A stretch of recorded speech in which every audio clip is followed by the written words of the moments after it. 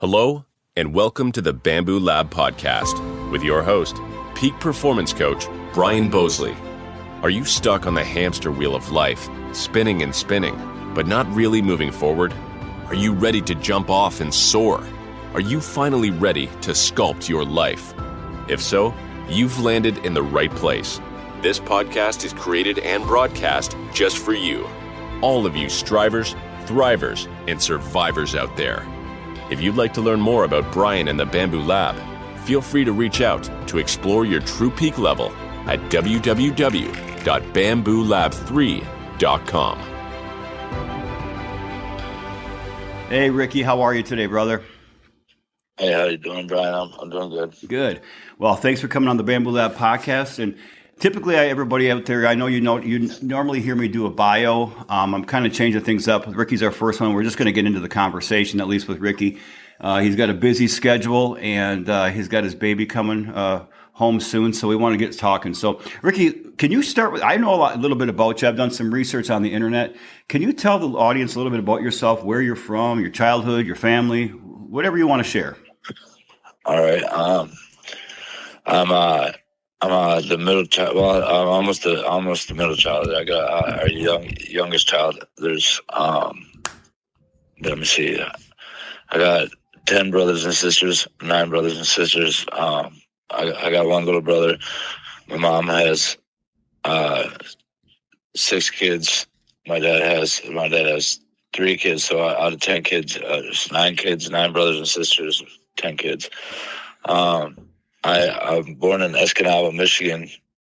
I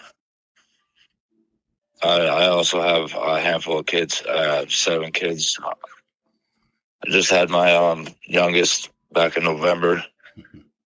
I grew up on a reservation in Escanaba, Michigan. Lived there for the majority of my life, and then I was a troubled kid. I like to get in trouble. I don't know why, but so I ended up in rehab when I was 15 years old. I got kicked out of rehab. I got emancipated to an adult at 15. Was in Escanaba, Delta County Jail, the youngest kid in there. Did 3 months, and then got out. I was a gypsy. I didn't have a home pretty much. So from then I jumped back and forth from Escanaba to Marquette to Escanaba, Marquette to Green Bay. It started opening up my traveling doors, and I moved down to Phoenix, Arizona with my uncle.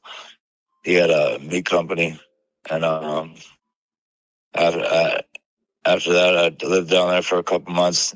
Moved back to Green Bay. Just been a gypsy there for a while. I went back to Escanaba. I met a girl named Carissa. She had a baby with her and another girl named Holly. At the same time, it was a rough relationship for a while. Went through a big depression. Not being able to see my kids, so I ended up on the streets of Green Bay again, and went through hell. Went to prison. Got out and started getting my kids back in my life. And once I got my kids back in my life, I just hit the road running. And now I'm 32.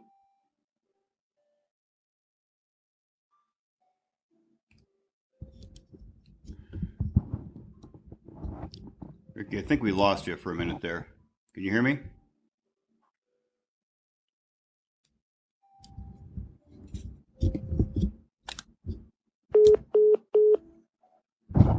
Folks, we lost Ricky, so I'm going to wait for him to call back here as he tells his story.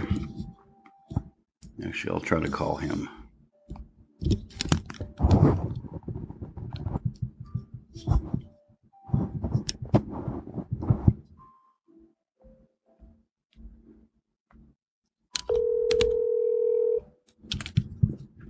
Hey, we lost you for a minute there. Got a little disconnected. Can you hear me okay? Yeah, it said call was dropped or something. Call failed. Yeah, somehow that happens sometimes on this show. So last I heard, Ricky, you started getting your kids back. Yeah. So during my addiction and my troubled time, I didn't have my kids at the time, and so I went to prison. I didn't sign up for prison. Obviously, I got myself there.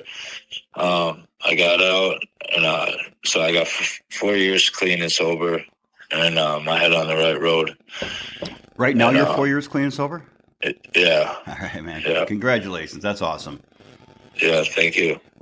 So it's definitely a lot of hard work. Well, I want to tell the audience, one of the reasons I got a hold of Ricky is I saw on a Facebook post for Holly. Do you have one child with Holly? Yeah, I got one child, Silas Eli Seymour. Okay, because I met her at a wedding several years ago.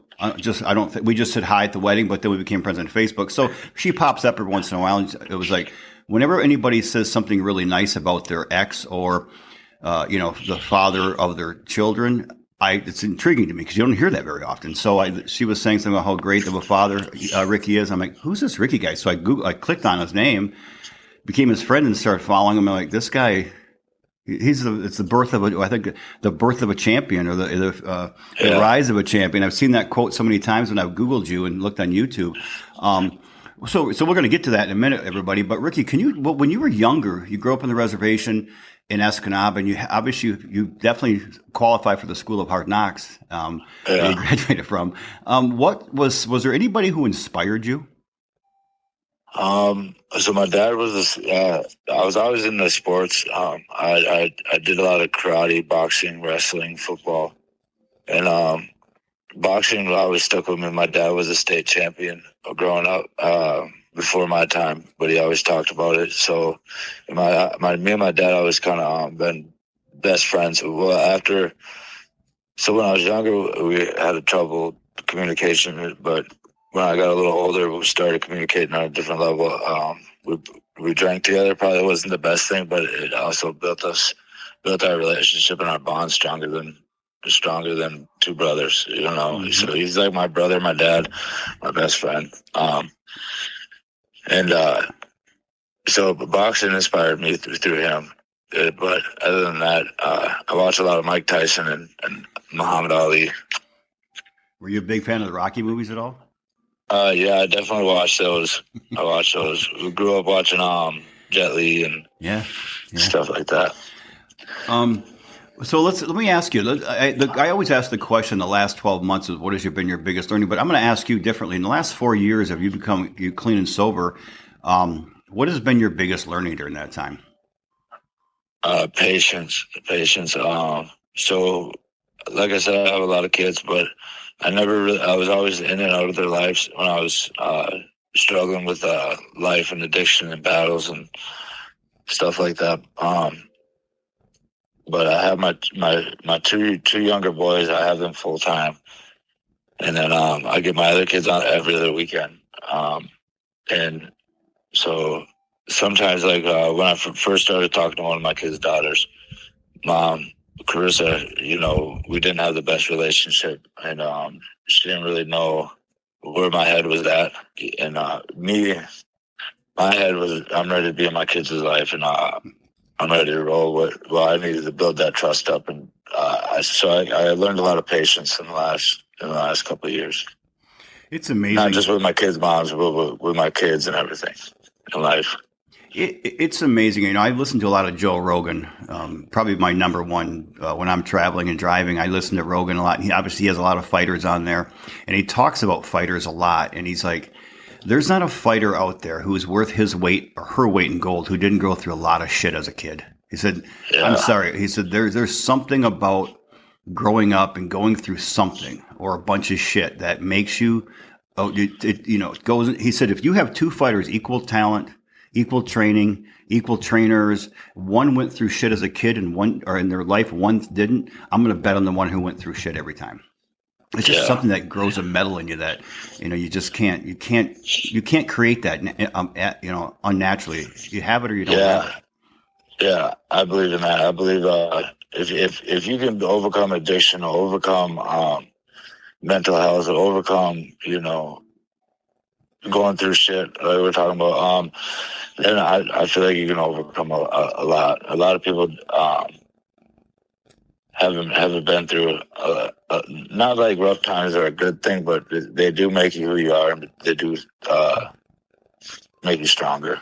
Well, I don't. Yeah, I don't want you don't wish it on your own kids or on other people, but No. it really is how going through difficult times either makes it doesn't. You never stay the same. Either it makes you a weaker person or a stronger person. It does. Yeah. Because it changes you, and it's up to you to decide whether it makes you stronger or weaker every time. Yeah, you can stay on your knees or you can get back up. Exactly.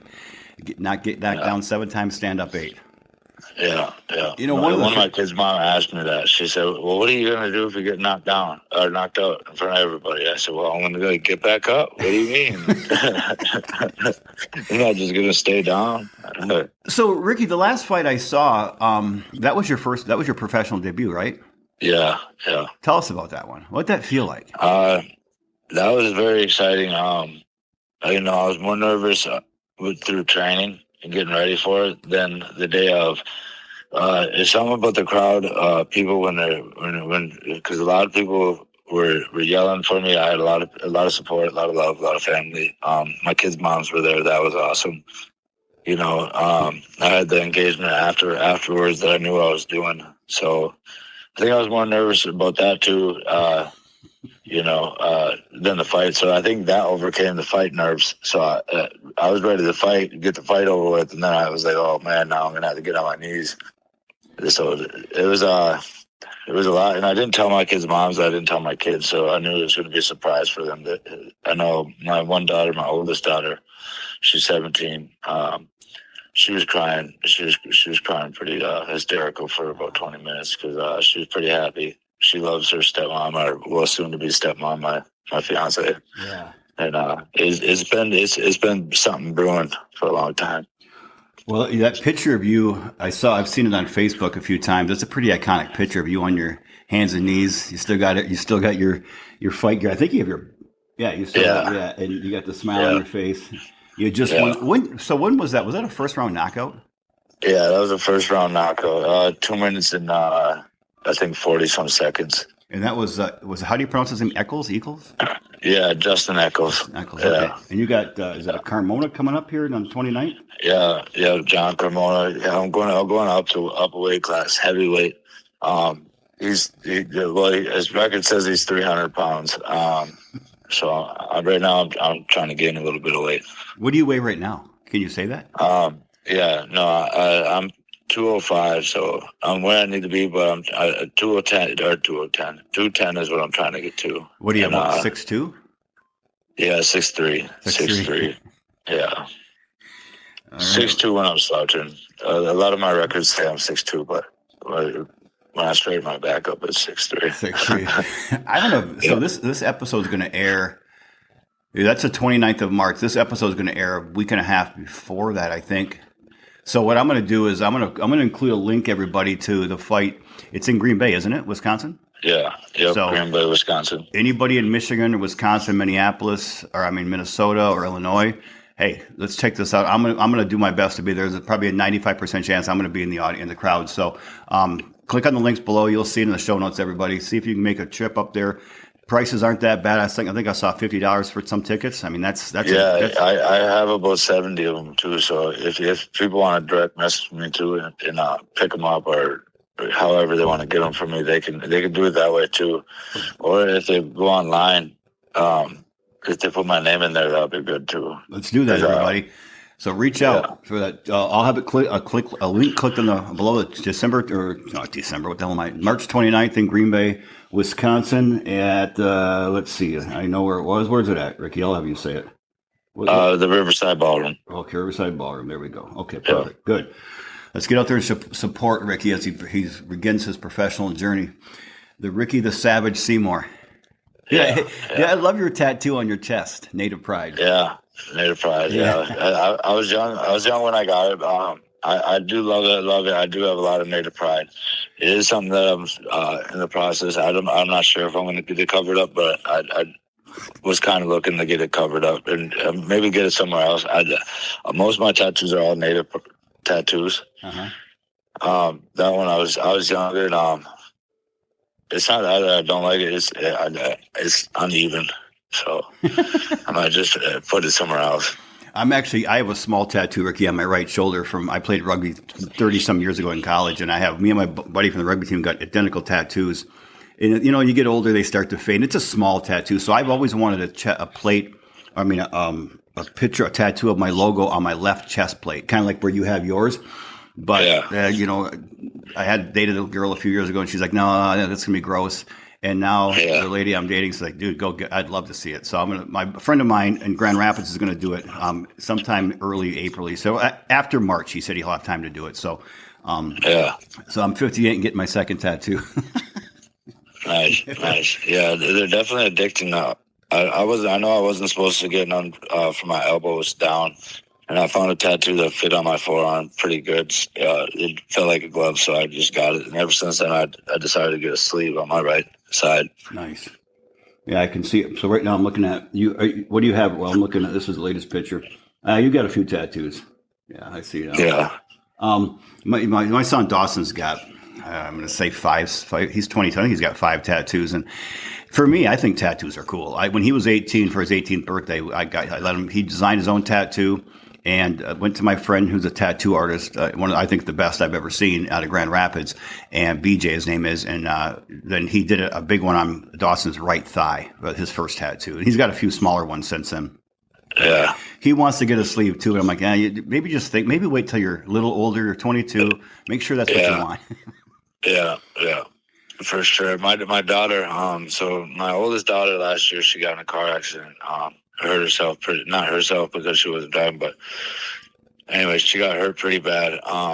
She ended up getting brought to the Children's Hospital in Milwaukee and got a plate put on her head, a chunk of her skull taken off, her brain swelled. So we went through that.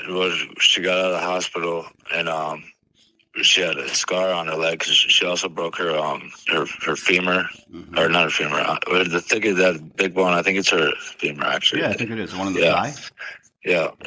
So she broke that femur, and then she got a big laceration on her right knee. Well, it's kind of like a perfect shape of have you ever seen a fish that's all ate up and it's just like the skeleton? Yeah. Well, it looks perfect. It looks perfect to be like one of those, like a dead fish. And she's like, "Can I get a dead fish here?" And I talked her into getting, not talked her into it. I just said, "Well, why don't we make it a live dead fish?" You know what I mean? Because you survived a crash, and so anyway, she liked that idea. So it's like it's going to be. She kind of so I was going to pay for her tattoo on her birthday, and well, anyways, her grades had to been up and they weren't, or something. But so that's her future tattoo. When we probably could have got it for her by now, but she got her grades back up. She got them back up to A's and B's, and she's doing really good. I'm proud of her. Oh, good for you. Good for her, man. And can I ask you, how do you pronounce your fiance's name? Amanda Kirscher. Amanda? Yeah. Okay. Well, I looked on Facebook. I had to do a little stalking on you to make sure I had enough basic information. So, and that's it says Manders or something like that. So sure. Manders. Yeah. That's how she's had the same Facebook forever too. But it's Manders on Facebook. Manders. Okay, this is a question the audience really likes to hear, Ricky. What would you say in your lifetime was one of the most difficult things you've ever gone through, and how did you get through that? And, I mean, you've already listed a few things, obviously, but what would you say is the most difficult one? The most difficult one was seeing my daughter in the hospital bed, not talking to me, not knowing what was going on around her, and seeing her pretty much lifeless. That was probably the hardest traumatic thing anybody could go through, I feel like, as a parent. There's no doubt. What did you do in your head to get through that, or how did you get through that emotionally and mentally? I just had to hold on to it. She's strong. She's a survivor. She's resilient. She's gonna make it. there's no way in hell I could lose my daughter. I just kept thinking that over and over. You know, if there was a God, I asked for help. I begged for help. I talk to myself a lot mentally, so, you know, there's a couple of people inside my head sometimes that help me calm down or freak me out, or, you know. But with that, I definitely had quite a few conversations in my head, and, you know, that was really hard for me. I can imagine. It's, you know, we all have those people in our heads, and, you know, one of the best quotes I love is Jordan Peterson. And I think I talked about this last week on a podcast, and he said, maybe I didn't. I think I sent the quote to the guest afterward. It's, he said, be a warrior. Be very, very dangerous, but learn how to control it. And I think when you talk about those people in your head, you for sure got that dangerous person in your head. And you got that person and we all have the person who wants to cry in our heads, a person who wants to laugh, and we got that person who just wants to destroy anything that's going to hurt us or our families. And I think sometimes we call on that person every once in a while, and that gives us strength. I think it does me anyway. Yeah. You know, we got to control it though. That's the thing, because that thing can get out of hand quickly. Oh yeah, for sure. I've been in situations like that. Like I gave you a little glimpse of there's a lot that's happened in my life. I gave you probably 15% of it. You know what I mean? It's harder for me to break things down and talk about it all, but I definitely been through a lot. That was one of the most traumatic situations for me, for sure. Yeah, because when you were younger, when you were fighting your addictions and fighting your demons and spending time in jail and things like that, that's your battle. You know, that's you. But when your children are hurt, man, it's like because you can get yourself out of trouble. You know, you can turn your life around like you did, and which is fantastic. But when your kids are hurt, especially in a hospital bed, I mean, it's like you feel powerless. Yeah, because you pretty much are, and you're hoping that these people are doing the right thing, and because you don't know anything about what they're doing. You know, I'm so thankful for the nurses, the doctors, my daughter's whole team. She had a great team. Milwaukee's Children's Hospital is a miracle. Helped her with her physical therapy. You know, her left side didn't move when she first woke up, and it didn't for the first week, 2 weeks, and you know, it was a crazy transformation. Every week, the physical therapy would come in and work with her a couple times a day, and then a couple times a week. And just to see the transformation in the weeks, we spent about 3.5 months there. Holy shit! Okay. Yeah. Ronald McDonald helped us out. I would have been staying in the hospital bed. I wasn't leaving. I didn't go to work. So my girlfriend held us down for a while. She was working. She stayed here in Sturgeon Bay. I stayed there at the Children's Hospital. When was that, Ricky? Was that last year? This will be this Father's Day will be 1 year. Happened on Father's Day last year, June 16th. Were you able to train at all then? So they had a 9 rounds boxing gym down there, which wasn't boxing, but it was pretty much, you know. And that was only a couple blocks away, so that was a way that I could get some training in, and then some aggression, and then it was 24/7, so that was pretty nice. I could just run there and do some training. But I was supposed to start my pro debut last year, and then that happened, so that definitely kicked it back quite some time. Well, during that, when you were training, when your daughter was in the hospital, was your mind distracted, or do you find that you kind of channeled a lot of that rage and that fear you had, or that worry you had into your training? I feel like I was able to channel it. Yeah. It definitely helped keep my mind not off of things, because obviously I was there, so that it was on things, but it kept me a little calmer than I think I would have been. Well, you realize at that moment there are bigger things in life than boxing. Yeah. You know, it kind of puts it in perspective. Yeah. You know, I've had my son has gone to the hospital a few times when he was younger with asthma, and the first time he was in there was Christmas when he was just 2 years old, and I had no idea what was going on, and we were there for 3 days during Christmas, and I think that was one of the more terrifying times in my life, just because you don't know. We didn't even know he had asthma. Yeah. He was 2 years old. He just wasn't breathing right. But yeah.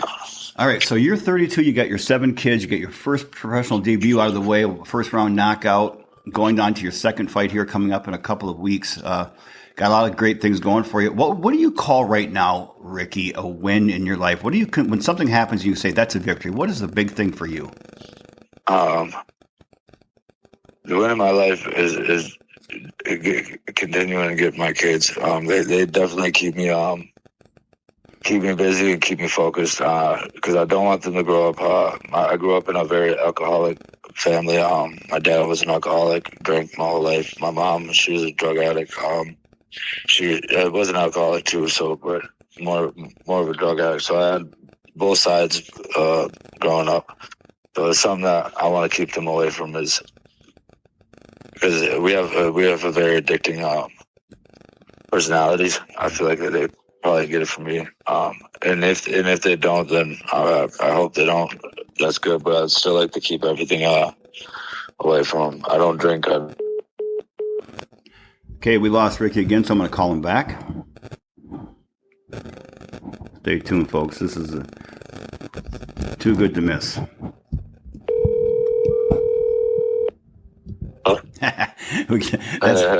This is making this interview even more amazing. The fact that people are like, because I don't edit things. Everybody out there, I told Ricky before, I don't edit anything out of the podcast unless somebody requests it. It's only happened twice, so we're keeping this rolling, man. Ricky, do you think what do you think? Because that's a tough addiction to overcome when you have alcoholism and drugs in your family. Was boxing and fighting one of your biggest tools that you used to get through that? What motivates So you? the boxing is so I got these pictures hanging up on my wall. I'm starting a boxing wall. I got a picture when I was about 13, 14 when I was in boxing, and then a picture of me and my brother both wearing our gear. My brother, he actually started this all back up for me, because it started with him and my dad watching boxing videos, him taking my dad to a boxing event, and my brother really liked boxing. Well, I wasn't even really thinking about boxing because I just got out of prison and I got my kids back, and so I was working really hard, trying to get my credit up. And then my brother says, "Oh, I want to box," and well, I'm thinking, you don't know how to box. You never fought before, and I was 270 pounds. Mind you, I just got out of prison. I was a big boy. Didn't really work out too much.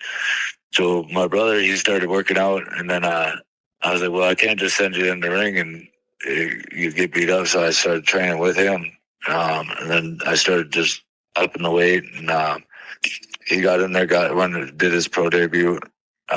He ended up losing, and then I told him if you do 2 fights, I'll get in there, because I was still on the back burner. I love boxing. I love everything about it. It's always been a dream of mine to teach kids and run a gym like my coaches did. And he kind of sparked that back up, my young dream I had when I was younger. So I didn't really have it until then, but then it came back afloat, and ever since then I've been going strong into the boxing. I know I miss my kids. I know I miss my fiance, because we're on different work schedules. So either I'm at work or she's at home, and then even when she's at home, then I'm either working out or doing the boxing workouts. So right now, in this meantime, while I'm doing this, getting ready for these next couple of fights. I got one in March 29th, and then one I'm trying to get on the card in May. Then after that, I'm going to be taking some time off to spend with my kids. It's been a long about 6 months, I would say, 4 to 6 months. I've been training pretty hard, getting ready for these fights. Where's the one in May that you want to fight? That one's going to be at the casino, the Menominee Casino in Kashina. Oh, well, you have to let me know then, because if you get on that card, I'll put it on the podcast and try to draw some more people there. Yeah, for sure. That one will be a little bit bigger than the Riverside Ballroom, just because it's at the casino. Where do you want to go with it's this? usually sold out. With boxing? Where do you want to go? Everybody asks me that, and I tell them I'll stop when I fight Jake Paul. But it won't be a fake. It won't be a fake fight, though. No, it won't be a fake fight like the Tyson fight. It'll be a real one. We were at deer camp watching that with my son and I and two of my friends from Grand Rapids. They came up to the UP, and we were fired up to watch it. And we were sitting there going, "What are we watching here? This is a sparring match." Yeah. It pretty much was. They are good friends too before and after the fight. So I don't know. I definitely think it was just all for show, all for a buck. Yeah, that's why they put it on Netflix. I watched it too. I definitely, Mike Tyson's too old to be in there. His knees are messed up, and it definitely was. They weren't going hard. Like a championship fight, and really, I mean, they shouldn't have been anyways. Mike Tyson's too old to be fighting like that. What is he? 58? Yeah, he's getting up there. I think he was born the same year I was. Yeah, but I mean, he's still Mike Tyson. Yeah. I thought, if he wanted to do some damage, there was a couple times that jab was available, and he didn't take it. And I'm like, it was all for show and all for dough. They both made a lot of money.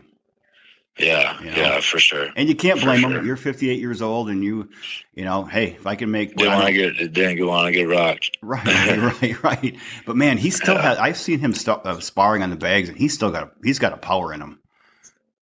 Yeah. You know what I learned? I didn't realize when he was trained by Customato was a hypnotist, and he hypnotized Tyson a lot and got in his head to make him really believe he was a world champion. I mean, God, when I was in college, Ricky, he was the man. I mean, we watched every fight, and I remember we were at a rugby party one night after we played a game, and somebody came up to me and said, Tyson lost today when he lost to Buster Douglas. I'm like, no effing way did he lose. And when he lost, he kind of lost his edge at that time. Something about him, he never really came back fully. Yeah. But still, I loved watching him fight. God, he was fun to watch. Yeah. Yeah, he definitely has that knockout power and comes in there to brawl. A lot of brawler fighters you got to watch out for because all they need is one of them punches the land because they hit hard. Yeah, it's like that's why I like boxing. It's a fair game; anybody can win. It is. And there really is both. There is only one winner, but at the same time, both fighters are winners because they both get in the ring. It does take a lot to get in the ring to accept a fight. To drive yourself there, or however you get there, to get yourself there, you're a winner for that. Dude, anybody who can train the way boxers train, or I think any fighting sport, when you can train that, have that discipline to train. I mean, to put your body through hell like that, and get into a ring man to man, 1-on-1. People the world's watching. And it's not like track. It's not like football. It's not even like rugby, where I had 14 teammates around me. When you're playing football, you got 10 teammates. Track and field, you got it's different. It's just it's man to man, hand to hand combat, and every mistake you made everybody sees it. A lot of people say good luck. There's no good luck in boxing. You fight smart. There's no luck in that. You gotta fight smart. You gotta know when to duck, know when to roll. Know when to jab, know when to throw your power. There's a lot into it. It's technical. That's why I never really got into like UFC or MMA or stuff like that. That's technical, but at the same time, a lot of things go. Or bare knuckle fighting, I really don't like that. Just because that means you cut your face up. Now you're just hurting yourself. I like boxing because you got gloves on, you're protected. It's hands, no feet. It's not anything goes. It's real technical. Yeah, it is. It's one of it's almost an art more than it's a sport at times. Yeah, you see that. I mean, the dodging. I mean, I don't know. I love to watch it. I love to watch MMA. I like to watch any fighting. My son, I did a podcast with my son a couple of years ago, and he talked about fear. And my son went through. His mother, my wife, left when my son was 2 years old, and just left the family for 16 years. So I raised him on my own. So he went through that as a kid. But at the same time, it is. So he went through a lot of shit. But he did a podcast episode with me about something like fear is not there to. It was something about fear, and he said, whenever he got onto the mat for karate tournaments, and then when he got into the ring for boxing matches, he said, "I was afraid, Dad, right up until the bell rang, and then it was blank, like I had no fear. Yeah. Is that kind of what you feel too, or when does that kind of nervousness end for you? Like once that bell rings, once they say go, once they, everything else just evaporates. In the ring before, I was kind of like watching all around, and then as soon as everybody started leaving the ring, it started to get real serious. The fear kind of leaves the window, and then it's just survival. You know what I mean? And you got to calm things down, because if you get too excited, then you're doing things that you wouldn't usually do, and you could end up getting hurt. So then you got to calm things down. But it's also a good thing to have that fear. I feel like to use it to your advantage. But so it doesn't leave. It just, I guess, stands in its place. The fear's there, but then the confidence comes, then the anger comes, then not the technical, but then fight mode kicks in. I don't know how to explain it. Yeah, I'm trying to find my son's episode, because he said it really well to me that day. I'm like, at the time he was 20 years old when we did the interview on the podcast, something about I don't know, fear is there. Like, fear was there. We have a purpose for fear. Is kind of what he was saying, Yeah, and, I'm like, that's a good way to look at it, because he did a thing he was in Hawaii for Christmas break this year, and he's afraid of heights. We're both afraid of heights, Ricky. And he got out to Hawaii and he met his girlfriend and his girlfriend's family out there. He flew out a few days later, and their Christmas present to him was skydiving, like 36 hours after he landed. And he's like, no way, I'm not doing it. So he called me on the day of the day before. He's like, Dad, I don't want to do this. I said, do it. I said, son, go on the airplane, get ready. You don't have to do it. At the last minute, you can change your mind, but do everything until that moment. And he told me the same thing. The next day when he got done, he called me and he said, Dad, I was afraid right up until the moment I left the airplane, and then there was no fear. And he said, what a learning that was, to know that all that fear I had for a day and a half was all for nothing. He said, because it was good to have it, because it made him, mentally prepare for it. But that's different than a fight, obviously. A fight, you have to prepare for the fight, so that fear can drive you. But when in the middle of the action, for anything we do, a fear almost always happens before. But when you're doing whatever you're afraid of, there's not a lot of fear. No, if you're mentally prepared, you're doing this. Yeah, you're doing this. Yeah, I couldn't imagine. I'm scared of heights too, and I couldn't imagine jumping out of an airplane. I give him mad props. No, dude. Yeah, I'll text you a picture of him when we're done today. He jumped at it was 14,300 feet, I think. And he said once you jump out, there's no reason to be afraid, because either your chute's going to open or it's not, and either way, you're not in control anymore. So I told him, I said, okay, if you do it, son, and you like it, I'll jump with you in Michigan this summer. And he loved it. So if he still wants to, we're going to jump, I think, in Tecumseh, Michigan this summer. I've never done it, but I'll do it. I'll keep my commitment to him, but I'll be if you do, you're going to have to let me get the pictures too. I want to see it. Yeah, it's going to, my mouth's going to be wide open. Trust me. But the thing is, your first time you're tethered to someone, so you're with an expert. You're tied to them. Yeah. But now he did it once, and he got this certification, so he can jump on his own. Now I don't think I can. I have to jump with somebody. So, which I'm okay. With. I'm okay with that, man. Yeah, for sure. I want a guy who's done it 30,000 times. I want him to control everything. Yeah. Hey, Ricky, I like this question. I'm going to ask you next. If I'm going to come over to your neck of the woods over there at Sturgeon Bay today with pulling my time machine, and you and I were to get in, you were going to go back to some time in your life when you were younger, whether it was when you were in jail or whatever, it doesn't matter. Sometime when you were younger, Ricky Seymour, what advice would you tell yourself? What would you give your younger version? What would you say to yourself? Slow down. Slow down. Pay attention. Life goes fast. I wish I would have slowed down a little bit and paid attention to what was going on around me a little bit more.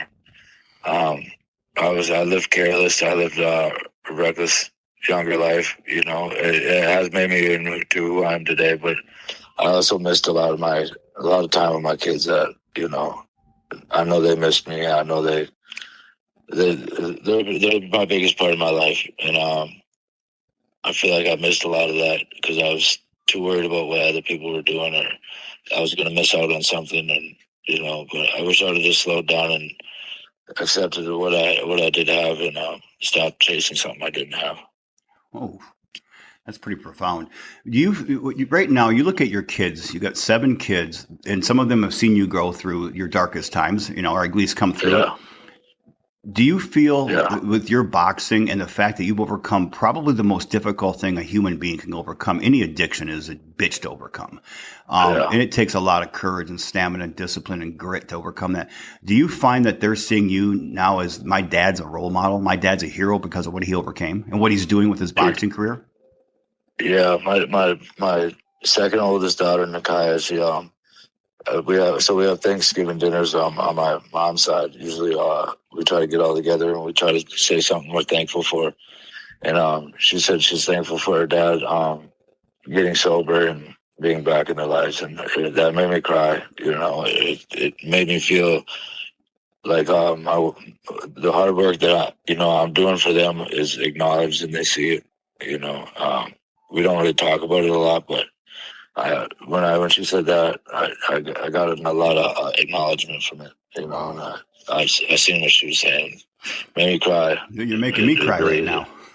yeah, it touched me. Oh my God, yeah. That's the thing is, I think a lot of times as parents, and I've got 2 children. I have a daughter, 38, and my son, 22, and I've got 3 stepsons. I call them my bonus sons in the middle, who I've been a part of their lives now for 23 years, really close with, and their kids call me grandpa as well. And we all make mistakes in life, and some people's mistakes are a little more public than others, but we all make them. And I think the best thing we can show our kids is not that mom and dad are perfect, but mom and dad are flawed.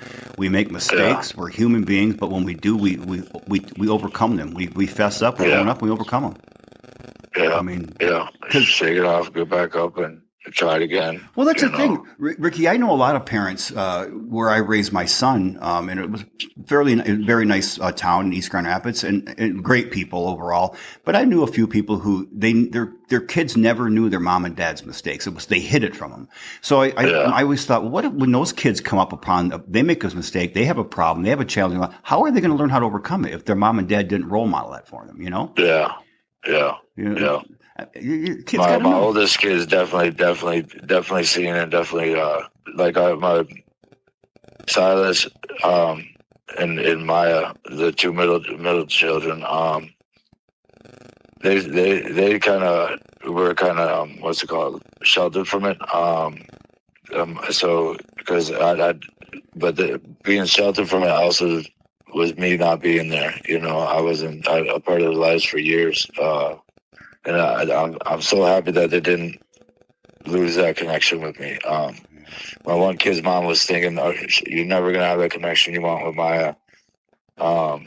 She didn't think we were gonna be able to build that back up. Well, after seeing her the first couple of times and not seeing her, in probably about 6 years, I seen her twice, and she was young. So when I left, she was about 3. When I came back, she was 9.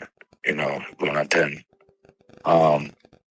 So that was pretty tough, and going that long without seeing your kids, they could forget about you. They could be mad at you. They could hold that resentment. Where were you? Who are you? And that was a big thing for me, that they shook that off easily, and accepted my love, and I'm dad. That was pretty cool.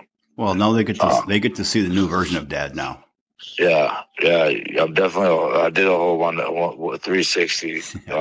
Turn my life way around. There was a part of my life a couple of years back before being sober where, I was homeless, sleeping in a stolen car.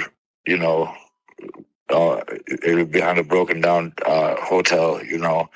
I struggled with addiction really bad, and to make it from where I was to where I am, I don't have the biggest house. Matter of fact, right now we're waiting to move into a different house, but right now we're in a 1-bedroom, 7 kids, but we all got beds. I got 6 bunk beds in my living room. We got a private space. You know what I mean? Yeah. So we're making it happen. I'm coming up out of the gutters, but in about 2 months we're gonna be It's kind of rented to own this whole house. It's a 4-bedroom house, but it's a home. You know, we could build onto it, add bedrooms, but it's definitely a start of a new life. You know, it's been slow. You know, when you're dealing with addiction, you got that instant gratification. You go get high, and you're high right away. You know, with being sober and getting your life back on track, and you know, you gotta try to make it back from 15 years of doing nothing to doing something, you know, and you got to remember that it takes time. It doesn't just happen overnight. Rome wasn't built overnight. Yeah. You know, when I first got out, I was like, yeah, we got to get out of here. Because when I got out of prison, we had this, you know, so right away I was like, we got to get out of here. And then we've just been making it work for right now so we can get our credit up so we can get, it's been 2 years, but everything's been working. I mean, having it close like this, we're all close. We all sit down, watch movies. We have movie nights every night, you know, when they're here. Yeah. You know, so it's having a smaller house kind of helped us build our bond back together too. So how do you pick a movie with those 7 kids? Yeah. I can't pick a movie by myself. Yeah, it's a struggle. That is a struggle. And they're all different ages. We got 17, we got 13, we got 11, 11 years old. Like I said, I had a kid. They're 6 months apart, so they're about the same age. And then I got a 6-year-old, a 5-year-old, and now a newborn. So when the house is full, and it definitely is hard to pick a movie that we can all agree on. I sit down with my girlfriend. We did last night trying to pick a movie. I'm like, how am I going to? There's like 10 million movies we can watch. How are we going to pick a movie that we both like? And by pretty soon we just end up watching comedy on YouTube and went to sleep. It's like, man, watching comedy acting because we can both agree on that. At least it's comedy. It's a comedy skit, you know. Yeah, comedy. I like Naked and Afraid though. Me and my girlfriend, that's what we picked. We ended up watching like all the Naked and Afraid. Dude, that's a weird. Series. That's a weird concept. Yeah. I don't know that I could do that. Yeah, I don't know if I could be out there naked too with all the mosquitoes, bugs, you know, sticks, you know, all that. You gotta have somebody. That's just another different form of boxing or something. You know what I mean? Because I don't know. I wouldn't be able to do that. Well, the thing is, nobody. I give them a lot of credit. Yeah, nobody looks good naked out in the woods, especially if you haven't eaten in 4 days and bug bites everywhere. You've got rashes all over. I mean, I don't want the world seeing that. No. So, Ricky, what do you say when you look at what's next for you and Amanda and the kids? What is next for you? Well, once we take over the whole house, and a lot of big things are happening this year. 2025 is going to be a good year for me. I'm hoping to be 5-0 by the end of the year. I'm hoping we'll take over this house. I'm hoping to build the sweat lodge. I want to get back to my native culture. Learn some things that I don't know. But next summer, so I got a boxing ring. I'm trying to start a boxing gym up around here, which I think would be really nice for the community and for kids that went through struggles like I did. You know, it was always nice to have that outlet when I was younger. I know it'd be nice for some of the kids around here to, you know, punch a bag, have somebody to talk to, you know, have somebody believe in them. Because that's a big thing. I didn't have nobody when I was younger. My stepmom brought me to a lot of my competitions. My dad and her brought me to one of my karate competitions. I didn't, but for me, you gotta have a lot of support and a lot of being younger, or else you lose track of what you're doing. So, they might have went to a couple of them, but when I was younger, I felt like it didn't matter because they didn't make it to all of them. You know, or nearly. I think they went to. I'm not trying to put them down or nothing because they were going through their own addictions too. Right. But at the same time, I feel like growing up, if I would have stayed more into it, if they were into it with me. So you want to be what you needed to have in your life when you were younger. You want to be that person. Yeah.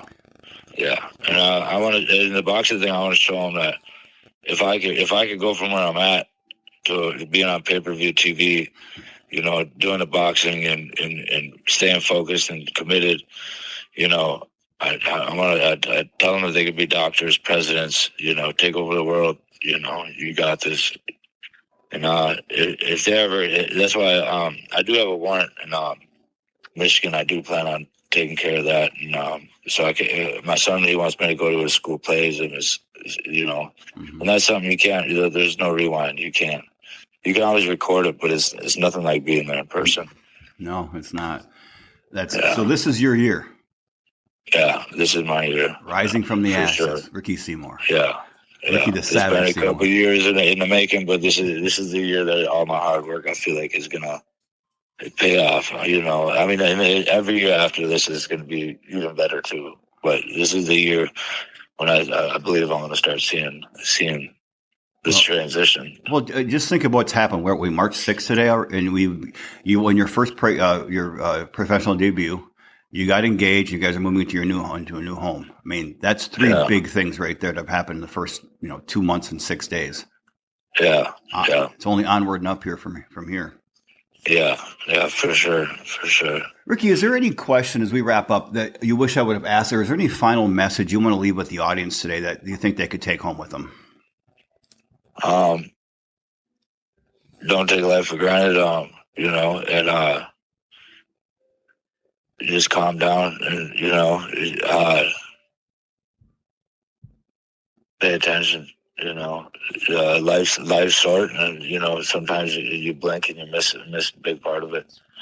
And I just wanted to say thank you to you for having me on here. I appreciate it. This is my first time doing this, and you rocked it, man. It'll get better and better. And hopefully, there's plenty more to come. When you're 5-0, when you get 5-0, we'll bring you back on here. Yeah, for sure. Well, I'm hoping you're there at my fight. Maybe we can meet in person. Yeah, for sure. I mean, I'm down in Wisconsin. Green Bay is only 2 hours from my house, and an hour and a half from my house anyway. I'm just not home often. I'm only home about 3 nights out of every 2 months in Escanaba. But when I'm in the UP, I'm usually in Marquette, or I'm traveling if I'm not. So, but Neenah, Wisconsin is 30. My girlfriend lives in Neenah. I'm here now quite often, so it's only 30 minutes from her house. Yeah. Yeah, you got to make it. Bring as many people as you can. I have the tickets. If unless you want to go online, you can put my name. But I had them give me 100 tickets this time, so I'm trying to sell out. What I'll do is I'll text you. I have your number now. I'll give you a text now because I think I'm saying there's 95. There's nothing that unless something that I don't know is scheduled on my calendar, which is usually not on the weekends anyway. Unless there's something that I'm not thinking about right now, I'll be there. All right, yeah. Watch me fight Big Bad John Caroma. Do 300 pounds, man. It'll be like when Rocky fought not Clever Lang, but Thunder Lips, Hulk Hogan. Yeah. Hey, can you stay on the phone a few minutes after I sign off just to say so we can talk for? Okay. Hey, Ricky, I got to tell you, I never talk to you on the phone. This is one of the first times, everybody, that I didn't talk to my guest prior to the phone call. I just literally was connected with Ricky last week and asked him right away to come on. I got to tell you, brother, this is one of the best podcasts, most enjoyable ones I've ever done. This is number 136. So nice. I appreciate you for being such a great guest on the Bamboo Lab podcast. Yeah, I appreciate you, and thank you for having me. You're welcome. Fight Smart coming on the 29th. I think Carmona's in trouble. I do. Yeah, I think he is. All right, brother. Hey, everyone. Thanks for tuning in today. We'll be back next week with another great episode. But in the meantime, get out there and strive to give and be your best. Please show love and respect for others and yourself. And please live with intention and live with purpose. I'll talk to you soon. I appreciate each and every single one of you.